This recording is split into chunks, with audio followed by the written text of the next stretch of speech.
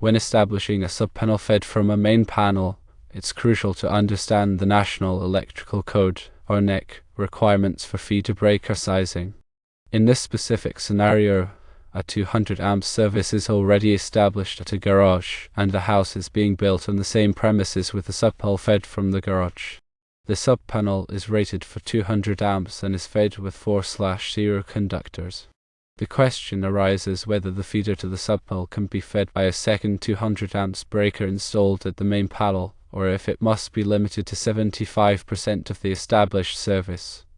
According to the NEC, specifically section 215.2a3, the feeder can indeed be fed by a second 200 amps breaker installed at the main panel. The feeder does not have to be limited to 75% of the established service. NEC section 215.2a3 addresses feeder demand factors. This section allows for the feeder to be sized based on the calculated load of the subpanel rather than a percentage of the main service. To determine the appropriate size of the feeder breaker, firstly calculate the total load of the subpanel. This involves adding up the amperage requirements of all the devices and appliances that will be connected to the subpanel.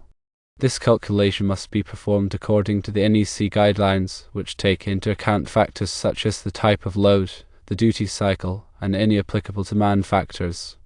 Secondly, after calculating the total load of the subpanel, ensure that the feeder conductors are adequately sized to carry that load. The NEC provides tables that specify the ampacity of different conductor sizes based on their material, insulation type, and installation method. The ampacity of the feeder conductors must be equal to or greater than the calculated load of the subpanel. Thirdly, select a feeder breaker that is sized appropriately to protect the feeder conductors. The breaker should be sized no larger than the ampacity of the feeder conductors. This ensures that the breaker will trip in the event of an overload or short circuit, protecting the conductors from overheating and potential damage. It is important to note that the NEC allows for the use of demand factors in calculating the load of the subpanel. Demand factors are multipliers that are applied to the calculated load to account for the fact that not all devices and appliances will be operating at their full rated load simultaneously. The NEC provides tables that specify the demand factors that can be applied to different types of loads, such as lighting, receptacles, and appliances. By applying demand factors, it is possible to reduce the calculated load of the subpanel, which may allow for the use of smaller feeder conductors and a smaller feeder breaker. However, it is crucial to carefully consider the applicable demand factors and to ensure that the calculated load is still sufficient to meet the actual demand of the subpanel. In this specific scenario, the subpanel is rated for 200 amps. This means that the maximum load that the subpanel can handle is 200 amps. Therefore, the feeder conductors must be sized to carry at least 200 amps, and the feeder breaker must be sized no larger than 200 amps. However, if the calculated load of the subpanel is less than 200 amps after applying any applicable demand factors, it may be possible to use smaller feeder conductors and a smaller feeder breaker. For example, if the calculated load of the subpanel is 150 amps, the feeder conductors could be sized to carry 150 amps, and the feeder breaker could be sized at 150 amps. This would result in a cost savings, as smaller conductors and a smaller breaker would be less expensive. However, it is crucial to ensure that the calculated load is still sufficient to meet the actual demand of the subpanel. If the subpanel is likely to experience loads that exceed 150 amps in the future, it would be prudent to use larger feeder conductors and a larger feeder breaker. In summary, when sizing a feeder breaker for a subpanel, firstly, calculate the total load of the subpanel according to the NEC guidelines. Secondly, ensure that the feeder conductors are adequately sized to carry that load. Thirdly, select a feeder breaker that is sized appropriately to protect the feeder conductors. And remember that demand factors can be applied to reduce the calculated load of the subpanel, but it is crucial to ensure that the calculated load is still sufficient to meet the actual demand. It is also important to consider any future load growth when sizing the feeder breaker. If the subpanel is likely to experience increased loads in the future, it is prudent to use a larger feeder breaker than is currently required. This will ensure that the subpanel can handle the increased load without overloading the feeder conductors or tripping the breaker.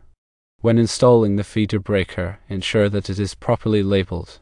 The label should indicate the panel that the breaker feeds, the amperage of the breaker, and the wire size of the feeder conductors. This will help to ensure that the breaker is not accidentally overloaded or used to feed other circuits. It is also important to regularly inspect the feeder breaker to ensure that it is in good working condition.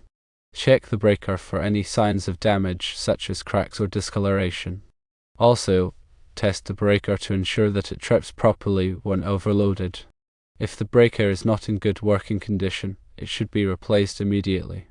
Remember that working with electricity can be dangerous. If you are not comfortable working with electrical wiring, it is best to hire a qualified electrician to perform the work. An electrician will be able to ensure that the work is done safely and in accordance with the NEC. Always to energize the circuit before working on any electrical wiring. This can be done by turning off the breaker that feeds the circuit. Use a voltage tester to ensure that the circuit is energized before touching any wires. Wear appropriate safety gear, such as safety glasses and rubber gloves, when working with electrical wiring. This will help to protect you from electric shock and other injuries. When making electrical connections, use the proper tools and techniques. This will help to ensure that the connections are secure and reliable. Do not overload electrical circuits. Overloading a circuit can cause the wires to overheat and potentially start a fire. Follow all applicable electrical codes and regulations. These codes and regulations are designed to protect people and property from electrical hazards. In addition to the NEC, there may be other electrical codes and regulations that apply to your specific location. Check with your local building department to find out what codes and regulations are in effect. By following these safety tips, you can help to ensure that your electrical work is done safely and correctly. And with a solid understanding of NEC 215.2, you'll be on your way to sizing a feeder breaker for a subpanel.